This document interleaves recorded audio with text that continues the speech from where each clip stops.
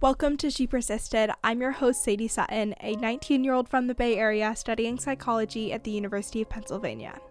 She Persisted is the teen mental health podcast made for teenagers by a teen. In each episode, I'll bring you authentic, accessible, and relatable conversations about every aspect of mental wellness.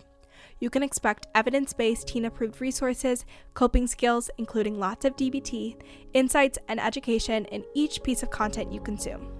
She Persisted offers you a safe space to feel validated and understood in your struggle, while encouraging you to take ownership of your journey and build your life worth living. So let's dive in. Hello, and welcome back to She Persisted. Today's episode is all about sleep, one of my favorite things. I am still struggling with my sleep, which you will hear about in this episode, but this conversation was so helpful and enlightening, and I had so many tips that I've implemented since this conversation and will continue to implement. So our guests today are Heather Turgeon and Julie Wright. They are marriage and family therapists that specialize in sleep training. They wrote one book for sleep training for infants and newborns and another for teenagers and why teens struggle so much with sleep. That one's called Generation Sleepless. I highly recommend you check it out and also follow them on Instagram. All of the links will be in today's show notes, but let's learn about sleep. Thank you so much, Julie and Heather, for joining me today on She Persisted. I'm so excited to have you on the show. Thank you for having us. Of course. So to start off, I'd love to hear about your backgrounds and how you started working in the field of mental health and specializing in sleep. So Julie, if you want to start, and then Heather as well. Sure. Yeah. Heather and I are both psychotherapists, marriage and family therapists. And we were talking about this the other day. We must have met around 16, 17 years ago. We were both leading classes. We were each leading our own class for like moms with new babies. Mm-hmm. And we kept meeting each other outside the classroom, and we kept saying, we should have coffee. Yeah. And so finally one day we had coffee, and that was the end of it. We could not stop talking. We were both really interested in sleep. We were really like-minded on why we thought a new book about sleep for babies and young children, which was our first book. We wrote a book called The Happy Sleeper, why it was needed, because there's tons of, I don't know if you know this, but there's tons of books on that already written. But we really felt like there was something new to say, and that the sleep sort of wars that parents were engaging in or being a victim to were unnecessary. So it's relevant to our discussion today too, that one of our main messages is that sleep is natural. Our bodies are built to sleep. Our bodies want to sleep. The main reasons we don't sleep is that something external is getting in the way, and we just need to get that out of the way so our bodies can do what they're already very hardwired to do. I love that. Heather, how did you start working in the mental health field, being a psychotherapist and specializing in sleep as well? Well, I started writing about sleep for the National Sleep Foundation as a columnist, and then I was doing a lot of research on sleep, and then I had kids, and Julie and I started working with young families on sleep. But the more we got into our practice and started working with families of young kids and then slightly older kids, and then our population grew, the more, and also looking at the research on sleep and sleep deprivation, the more it became clear that teenagers are the ones that are suffering the most. They suffer far worse sleep deprivation than any other population on the planet and anyone ever in human history. So when we started to gather that data and just see how sleep declines so sharply when kids hit really middle school is when it really picks up and becomes and then it becomes most acute in high school.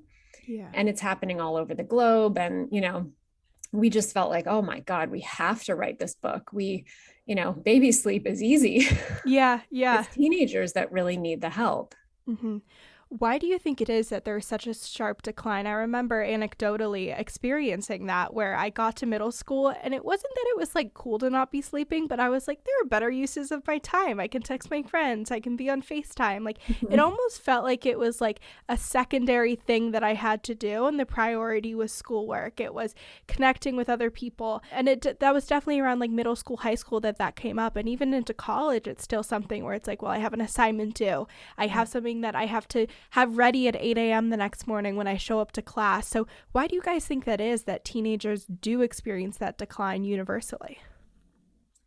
So we describe in the book what we call a perfect storm. And you've mentioned quite a few of the factors just then. So the first one is biological. Starting in adolescence, teenagers have a natural shift in their body clock, meaning their melatonin and other sleepiness hormones released later in the evening. Just not tired yet. Not tired yet. But of course, because the body is not ready to go to sleep until a little bit later, body needs to sleep a little bit later. So we have this natural shift, and then we have increased homework, ballooning homework for some students, increased activities. Some kids pile on activities just to show up well on their college, applications. Then you add, so this is pushing bedtime later and later, all these activities, all this homework, this natural shift in the biological clock. Then you add technology to that mix. Bedtime is getting later and later and later and later. And then on the other side of the night, most high schools in our country start too early. So the sleep gets squeezed from both ends, making it just mathematically impossible to get even close to the sort of baseline amount of sleep that teenagers can get by with. We would love to see teenagers sleep between 9 and 10 hours a night. I know that sounds like pie in the sky, but so there's this perfect storm of factors that are really compromising teen sleep. And it's not, some of these are societal factors like, school start times and too much homework and ridiculous expectations from college admissions. Those are things that we want society to change. But we also, because it's what we do, we also can help people a lot with making change in the home, right away. Before we dive into that, I have a random question about baby toddler sleep. Whenever I've taken intro to psychology, the sleep unit and the attachment styles unit are pretty close because they're jamming so many things together. And there's like this anecdotal story that I've heard twice now where when you're doing sleep training and the baby just cries and cries and cries, the cortisol levels in the parents decrease when the baby stops crying after a couple of nights of doing sleep training, but it doesn't decrease in the baby. So the baby just learns to not express, like cry and be like, please come get me out of the crib, whatever, because it knows no one's going to come and get it out of the crib. And then it gets linked to attachment styles, and it's like, there's not a response. There's not a parent that's like responding to that concern. Is that like accurate to say that sleep training in that way is not effective and it leads to attachment style shifts later on? Or is that just like total random psychology 101 stuff that's getting taught? You are absolutely getting to the heart of our first book, The Happy Sleeper. Okay. We could do a whole podcast episode on baby sleep and attachment. But I think what you're describing in terms of cortisol levels is more of a theoretical based on abuse and neglect and what happens if babies are chronically not responded to. Versus just not wanting to go to sleep. Versus not wanting to go to sleep, not wanting to say goodnight, not, preferring to sleep with the parent or preferring to stay, and having the frustration of not having what they want in the moment. Yeah. But what we help parents with is a very repetitive and almost hypnotic response.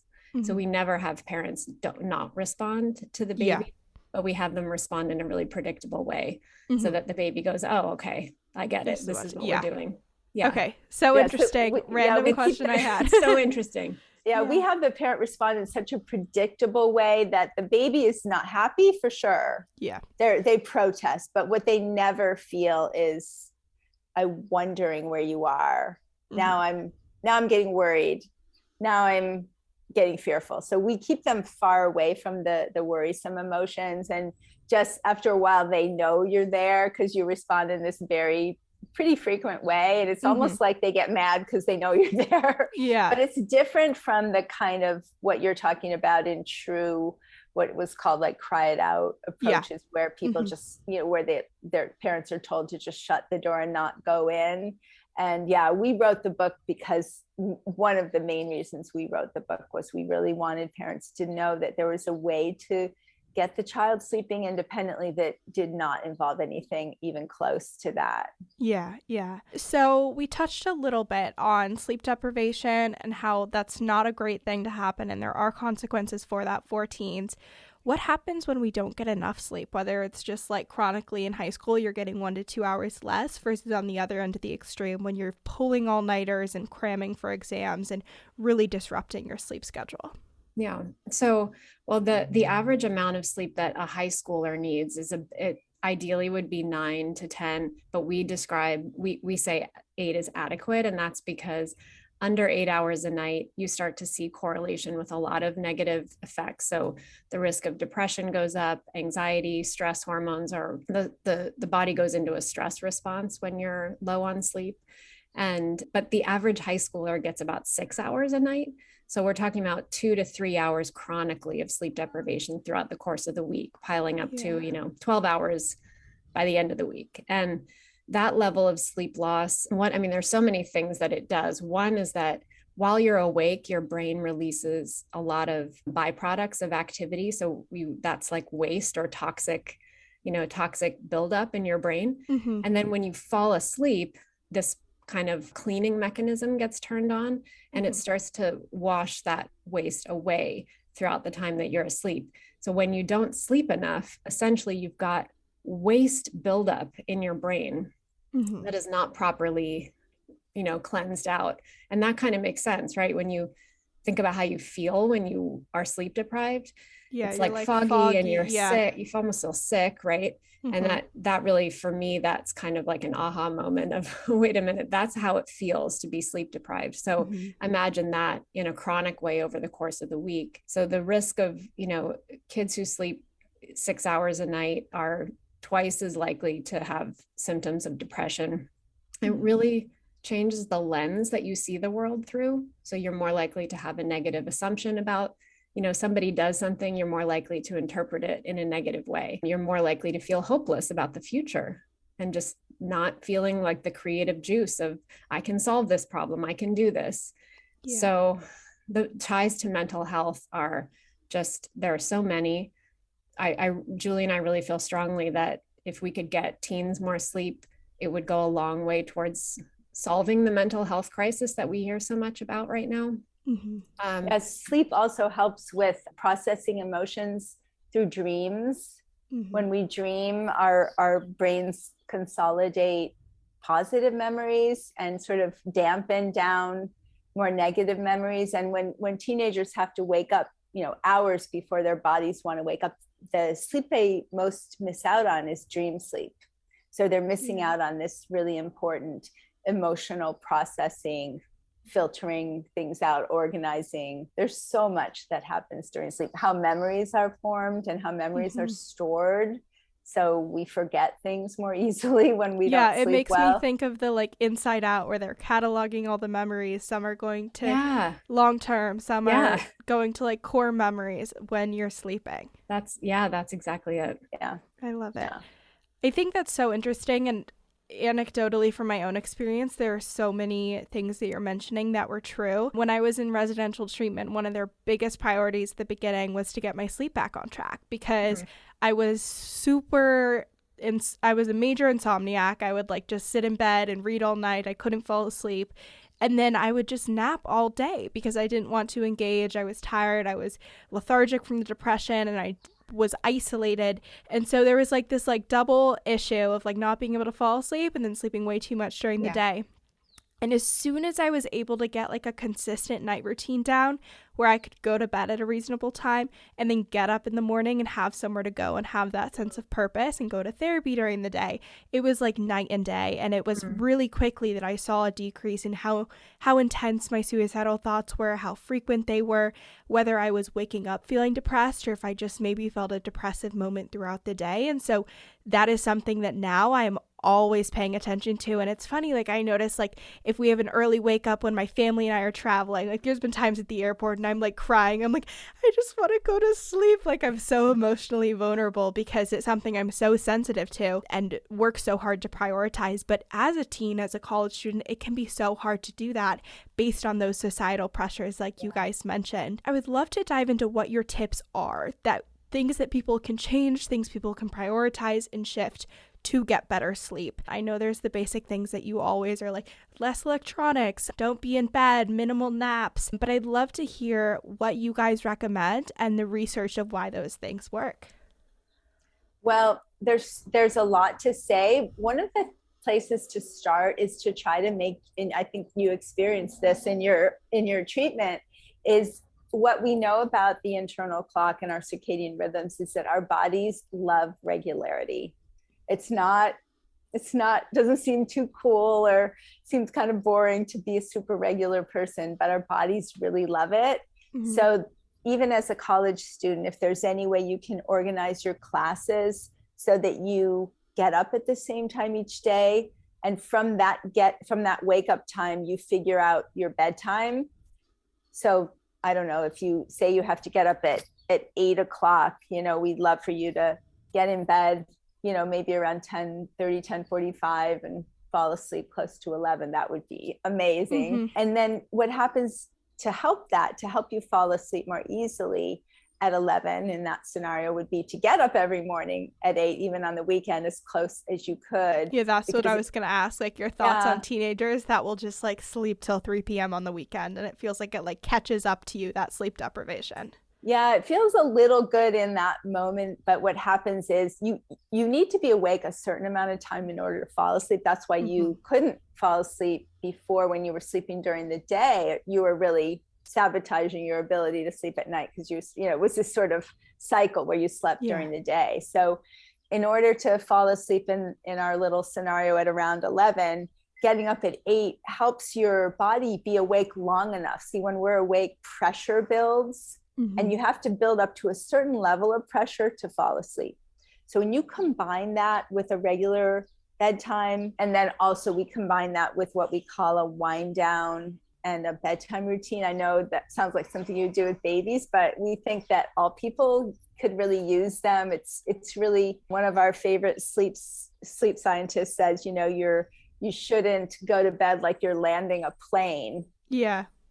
Or no, you should go to bed like you're landing a plane. It has to come in slowly. No plane crashes. You wouldn't crash the plane. Yes. You're not going to crash. You're going to you have to come in slow. And, So winding down, starting to dim the lights, moving into a stress-free zone with whatever that means. No intense content, no intense conversations, sending signals to your body, making sure your home is getting cool.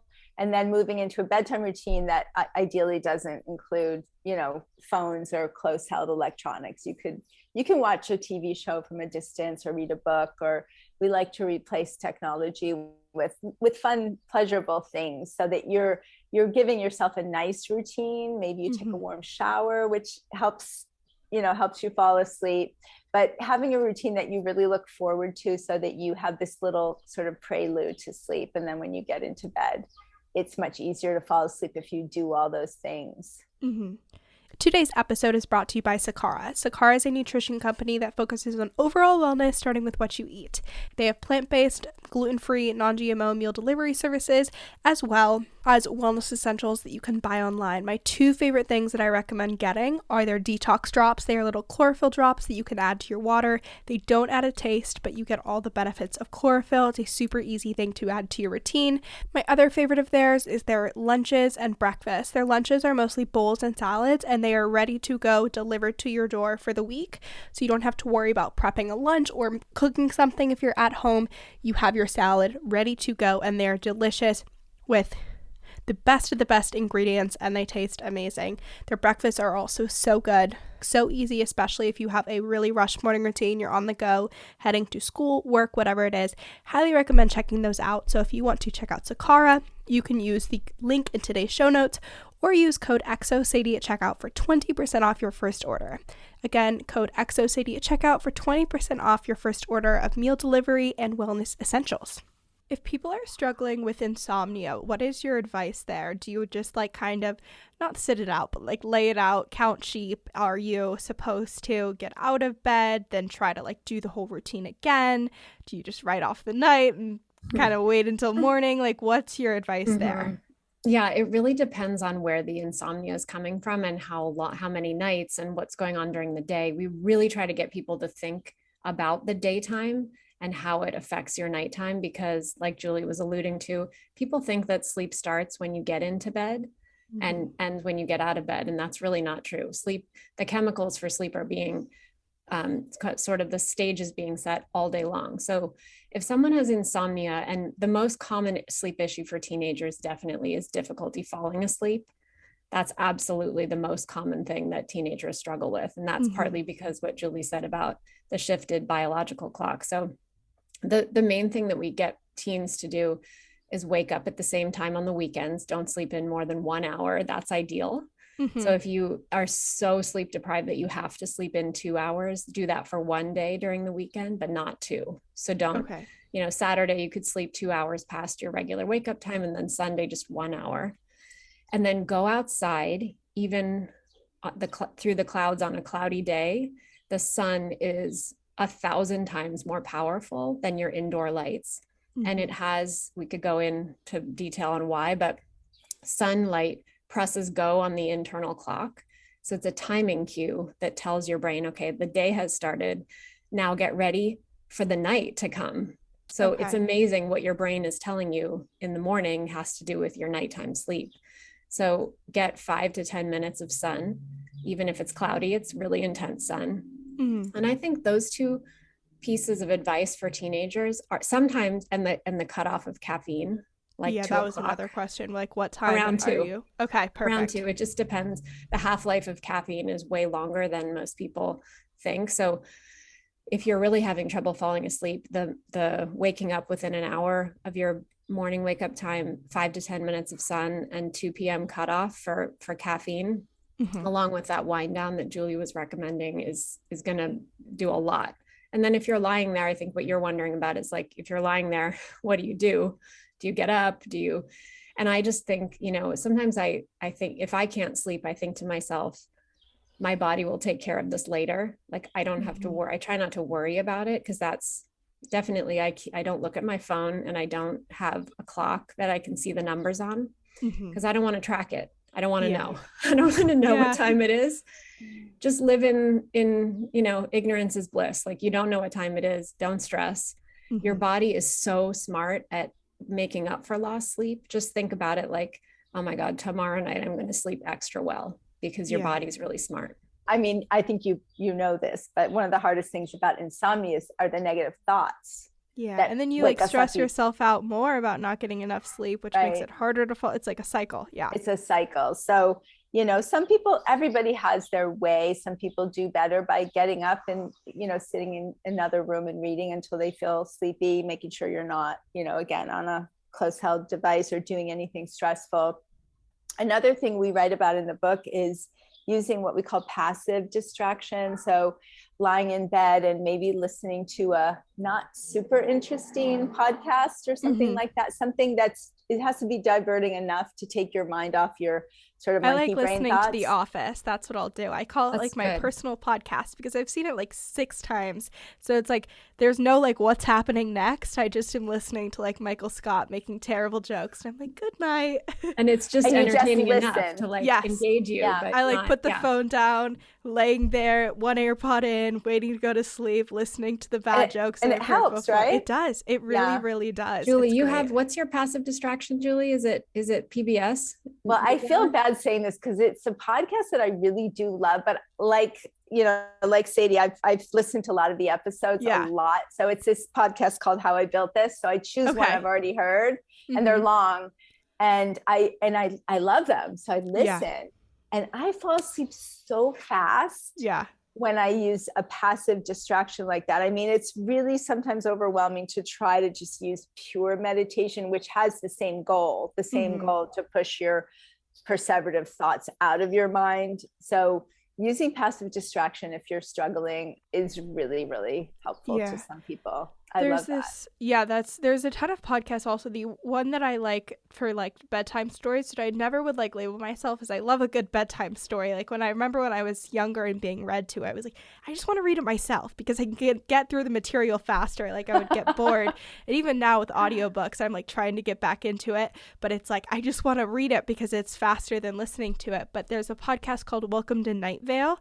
And it's this like odd utopian town, and it's literally, they do these hour-long episodes about absolutely nothing, and you just like talk about the news of the town, and sometimes there's like weird aliens, but it is a bedtime story with like such minimal plot points that you are bored, but it puts you to sleep. And the narrator's voice is like very like monotonous, and so you're not like piqued with interest. And that's another good one if you're looking for Is that for grown-ups? Is that one that's meant for grown-ups? Yeah, I think so. Definitely is like an adult target audience. Yeah, it sounds a little creepy for little kids. Oh, perfect. Yeah, do not put this on for your children. They'd be like, what is happening? My 10-year-old would be like, aliens, what? Yeah, no, it's definitely for adults. I want to check that out. Yeah, but it's I would never listen to it during the day, ever. Like, I would not be like, I'm going on my walk, time to listen to Welcome to Night Vale. But I'm like, if I cannot fall asleep and nothing is working, I'll put that on for 20 minutes and it's like, there we go, good to go. Bedtime story, go to sleep. But for the waking up, for teens that are struggling to not just push snooze on the weekend when there isn't that reason to get up, what are your guys' tips? Is it like mind over matter? You just force yourself to get out of bed? What do you recommend if that is difficult to do? We did a talk at Yale a month ago, and some of the kids had really, like, one of them said that she puts her phone across the room with the alarm on, so that, and she has a roommate, and so she feels so bad that the phone is making noise across the room. So she's like, gets up. That's good. And so you can trick yourself that way. I think for younger teens, I have a young teen, and I actually wake him up because I feel like I sneak in and I open the blind. So if you can get sunlight on your teen, if you're a parent. And the teen will hate it. From personal experience, when they open the blinds, I was like, please stop. My parents were like, Sadie, get vertical. And I'm like, no, I'm staying horizontal. We've had a lot of, I was just talking to some parents about this, that their teen was chronically late for school and stressing out the whole family, and the sister relied on him to drive her to school too.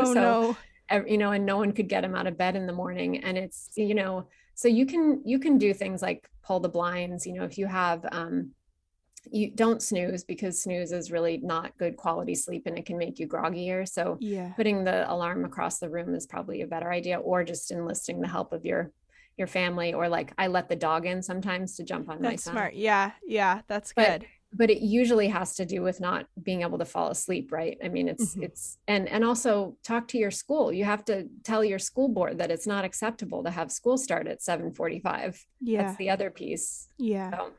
I can't speak from experience. I haven't tried this before, but I did have a TikTok come up on my For You page where it was a girl and she was creating content, and she was like, people ask as a deaf person how I wake up in the morning because you can't use a normal alarm. And they make these alarms that they put on the bed and it vibrates the bed. So if you're really struggling and you need your bed to be shaken like an earthquake, this could be an option for you. Like really, really intense. Like earthquake style. Yeah. Yeah. So might be your solution if you're struggling. Oh my gosh.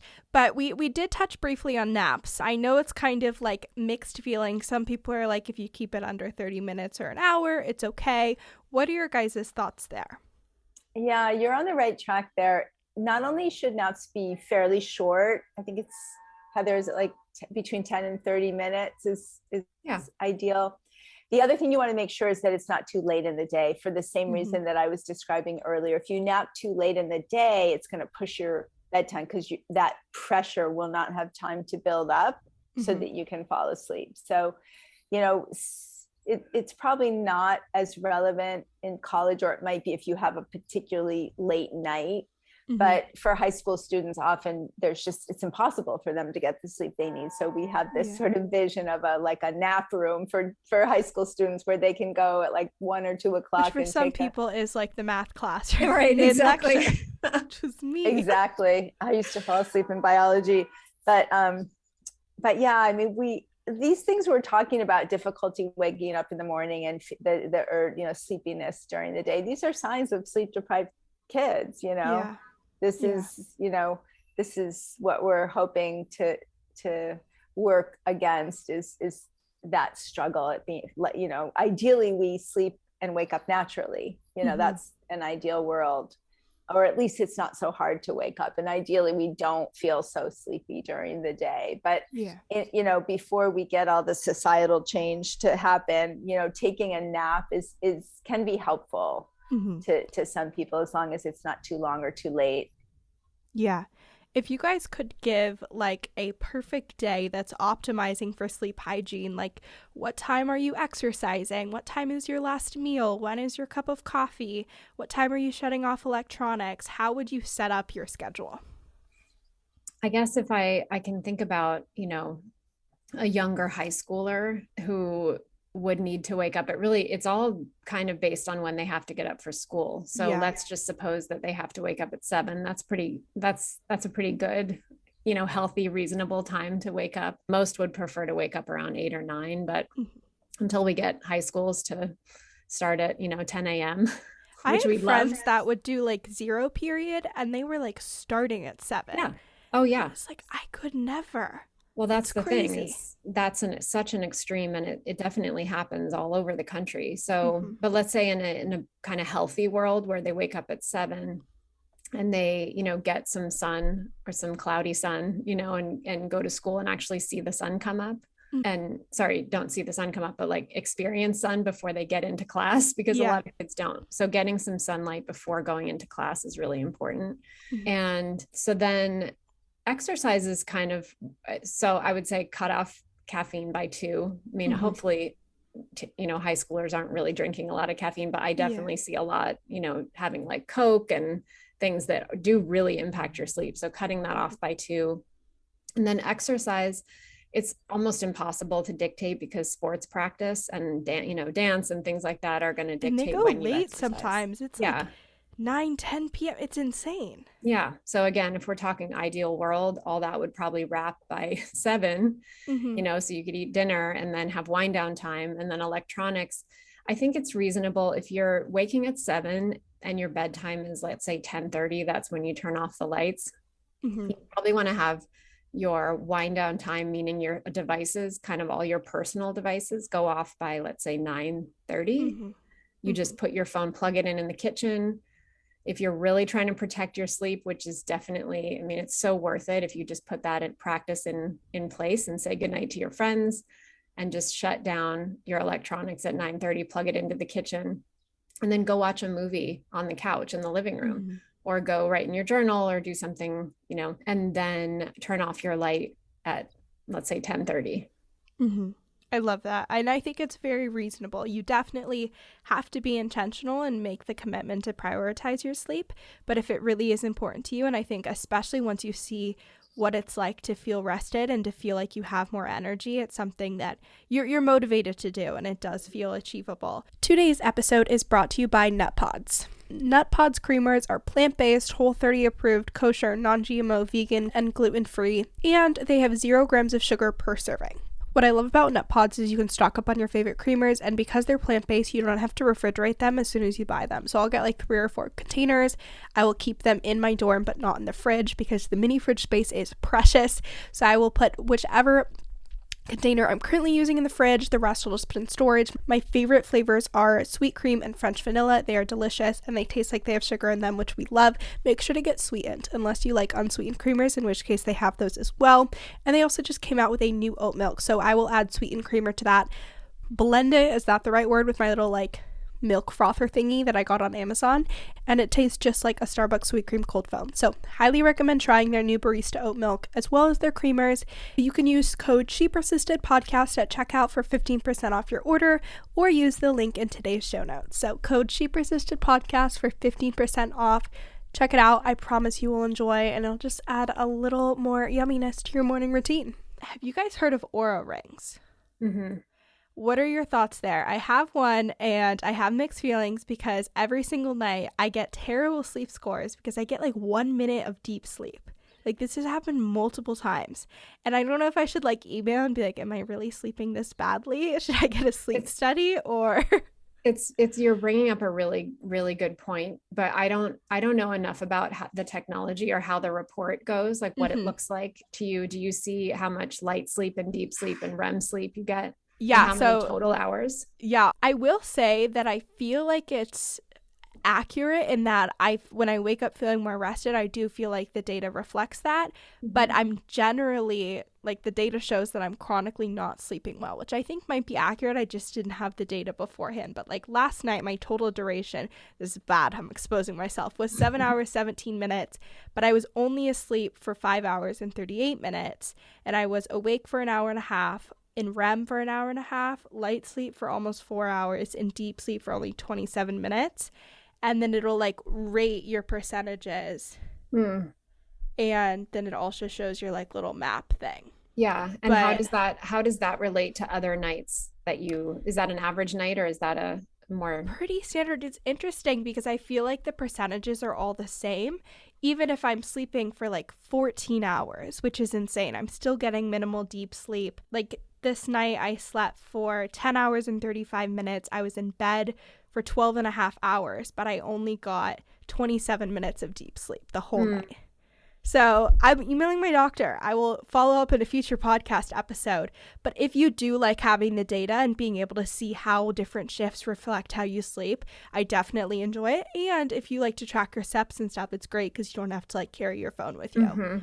But yeah, I think it's definitely a personal thing. I don't like to track my sleep because like I said, kind of related to what I was saying about if you're awake in the middle of the night, it's better for me. I feel like it's better not to have any data or any information. I don't want to know what time it is. Yeah. I trust my body, and I trust that it will, if I hold the boundaries of my bedtime and I do all my sleep habits and I take care of my part, then my sleep will do what it needs to do.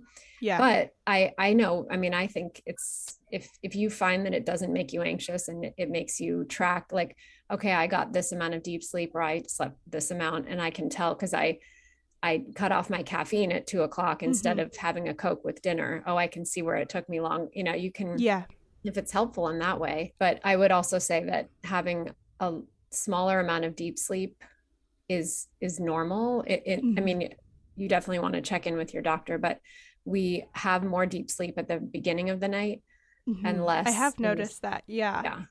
So usually you have a lot of deeper sleep in the first half of the night, and the second half of the night is mostly REM and light sleep. If people are going to sleep later and they're having that really short window that they are asleep, are they still getting deep sleep, or it's like they just skip to the REM part and miss that restorative sleep part? Heather, I think it's a combination of both, isn't it? Don't they miss out on some deep sleep and they also miss out on some REM dream sleep at the other end? Is that right? I think mostly the answer is that you miss the part. I think mostly your brain clock is telling you what to do, so that you might have some deep sleep when you first fall asleep, but you're going to shift into REM and that early morning style of sleep more quickly. So you feel the deprivation all around. Yeah. And it's, that's interesting. It might be interesting with the tracker, if it doesn't make you more anxious, to isolate some variables and make a few changes if there's anything that, you know, that we talked about or that you see in the book, and maybe just don't change a whole lot of things and just sort of see, like, if I cut off caffeine, or if I try to make my bedtime more regular, if I get morning sun, just see if you can. Like, it would make me anxious to do it. I don't think I would do it. But if you're interested and you want to sort of experiment a little and then see, are the percentages changing based on some shifts in your sleep habits? Yeah, I think it's the type A in me, but I like wake up and I'm like, I can't wait to see my sleep score. How did I do today? That's great. But yeah, I do look forward to it. And it's also like, it's nice because it's not like you were saying, the clock does stress me out, especially when I'm out of town, and especially if it's like I have to be up early, or like if I have a test in the morning and I'm like, I'm losing minutes, I'm losing hours, it's so late. Whereas if you can't check your score, it won't give you a score until you slept through the night and wake up in the morning. So it's like, you can't, mentally sometimes I'm like, oh, I really wish I would have started my bedtime routine earlier. I wish I was asleep by this point, but it won't really change anything unless you really make an effort to go to sleep. So if it's something that sounds like it wouldn't stress you out, I agree, it is interesting, but also I feel like doing an actual sleep study would be more accurate if you do have questions about your sleep. Yeah, that's definitely true. Yeah. And we have in our book, chapter 9 is called The Sleep Challenge. And I think that would be a good place to do if you want to do a little experiment about different variables, like Julie was saying, to modify them, that there's a tracker there that awesome. It kind of like brings the whole book together. And it's, cool. you do like a 7 or 14-day challenge. I will do that. I will report back. Everyone follow on social media so you can see the updates, because I love playing around with sleep, and it's definitely like this year that was the biggest thing that coming home for summer, I was like, I want to get better at this, because I do notice that that's the biggest thing that impacts how I show up in my classes, what I have energy to do, and how burnt out I get and how long it takes to get to that point. And I think that's true for a lot of teenagers. Like when your sleep is struggling, you just have a really short fuse, and it's understandable because, like you guys were saying, it's like 12 hours a week of sleep deprivation if you're pushing your bedtime back later and later and you're still getting up early. So it really is a universal experience in many ways. What year are you? I just finished my freshman year of college. Okay. And how did you see your sleeps, if I can ask you one question, how did you see your sleep change between high school and your freshman year? So it definitely, my high school wasn't entirely like the most, not realistic, but we were in COVID. And so for the second half of junior year, we didn't even have Zoom classes. It was just like you turned in assignments. So there wasn't that structure. Senior year, we did show up and have Zoom classes, but it was also like you could have your camera off. You didn't have to be up and out of bed. Like the level of engagement wasn't totally there. So I would say that going into college, when I had a good structure of my classes, like you guys talked about, with having something in the morning that you get up for versus having a class at like 3 p.m. and there's no motivation before then to do anything. If I had that structure in place, I felt great about it because I could push my bedtime back earlier. It wasn't like I had after school activities that I was balancing but getting at like 4 p.m., which is really hard in high school. So I feel like it did get better. But I also noticed around finals that it was a lot more difficult to stay on top of the sleep schedule. Like I had a lot more cramming in college than I did in high school, just based on the material and just volume of work that you're being tested on. But in general, I think the schedule allows you to optimize for exercise and eating more balanced and walking around campus and getting outside. I feel like that does allow sleep hygiene to be favored, but final season is rough for sure on sleep.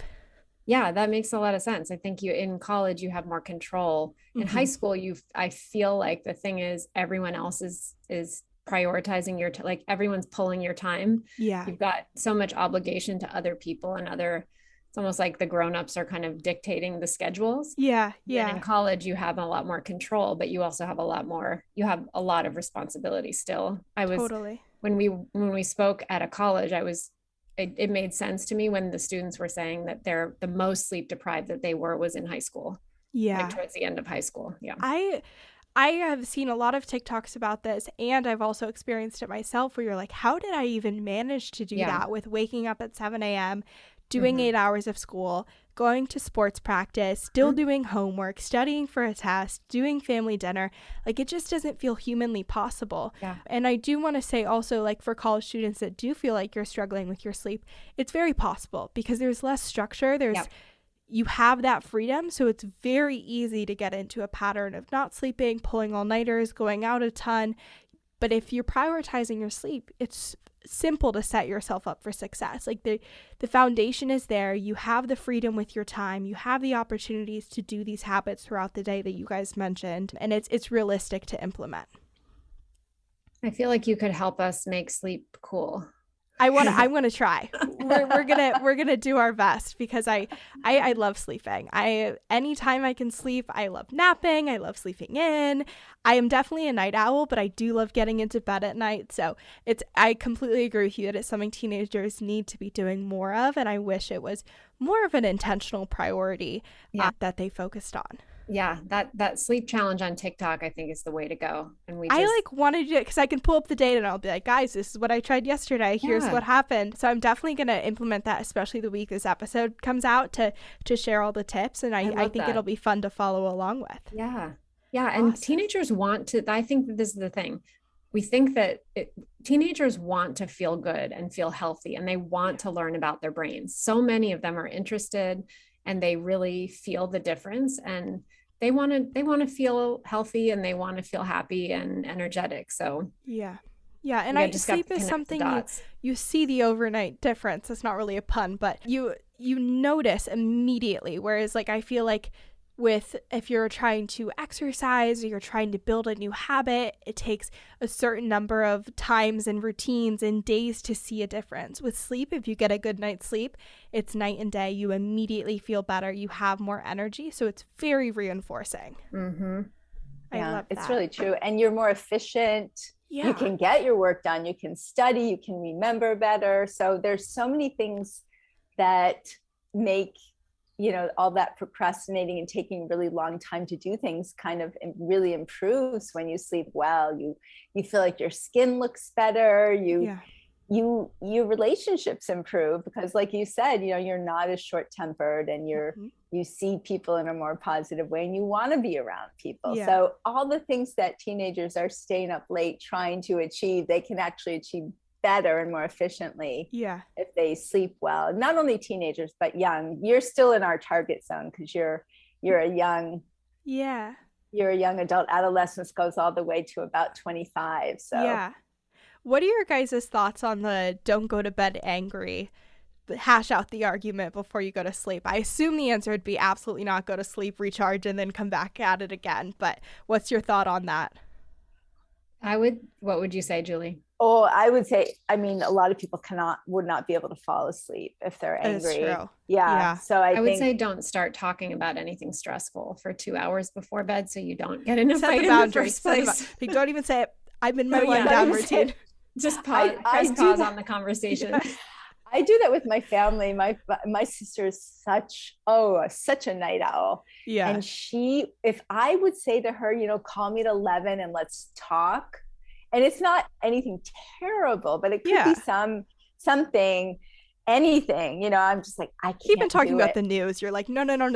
Yeah. I just can't do it. And she's learned, like she knows. She would love for me to chat with her in 2 hours, but I tell her like, I can't talk about this thing because I won't be able to go to sleep. Because for me, it's just the littlest business days tomorrow. Anxiety and I can't fall asleep. It doesn't even have to be something huge. It can just be tiny. So that's interesting. And I don't think I've thought about that before, of like setting boundaries of like what conversations you're having, what content you're consuming. Because if you're just like texting your friends, you're like, oh, I'm relaxing. But it really does open the door to anxiety, to potentially ruminating about interactions and making it more difficult to fall asleep, which is a huge thing for teenagers. 100%, because the teenage brain is a socially wired brain.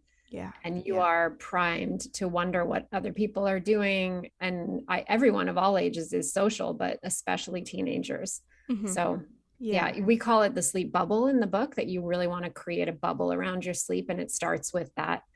That's why like saying goodnight to your friends an hour before you go to bed is really helpful. Yeah. If there is one thing that people could leave this episode and implement to improve their sleep, what would it be? Well, going back to what we said at the very beginning, I think if you just really trust your body and believe in your body and brain and know how capable they are of helping you sleep well and knowing how much sleep you need, I think that's a really great way to sort of think about it. Not like, oh, I have to do this, but my body wants to do it and it can. And I just need to clear the way a little bit so that my body can get the sleep it needs. And like, I think, what you said about even just after a few nights of good sleep, the difference is so profound. And just give yourself that gift of feeling that way. Yeah. And even reframing and being like, I get to have this amazing break from stress, from thinking about homework, from going from point A to point B to point C, from worrying. Like you get to have this time that you've carved out for yourself to relax, to get ready for bed, to sleep, to recharge, and then show up as a better version of yourself. I think that's a really simple like mental shift you can make that makes it more attractive almost to prioritize. Awesome. Well, where can people get your books, continue to follow along with your work, and consume your content? So our website is thehappysleeper.com, and the books, we have The Happy Sleeper, and then our new book is Generation Sleepless, and those are available everywhere. And our social media is The Happy Sleeper. Awesome. And then you can start hashtag Generation Sleepless, the sleep challenge on TikTok. I will. I literally will. I love it. And I will make sure to link all of those things in the show notes. And if anyone wants to join me on the sleep challenge, it's going to happen. We can all improve our sleep together. Can't wait to hear how it goes. Well, thank you guys so much. I'm so glad we got to do this. Thank you so much for listening to this week's episode of She Persisted. If you enjoyed, make sure to share with a friend or family member. It really helps out the podcast. And if you haven't already, leave a review on Apple Podcasts or Spotify. You can also make sure to follow along at She Persisted Podcast on both Instagram and TikTok, and check out all the bonus resources, content, and information on my website, shepersistedpodcast.com. Thanks for supporting, keep persisting, and I'll see you next week.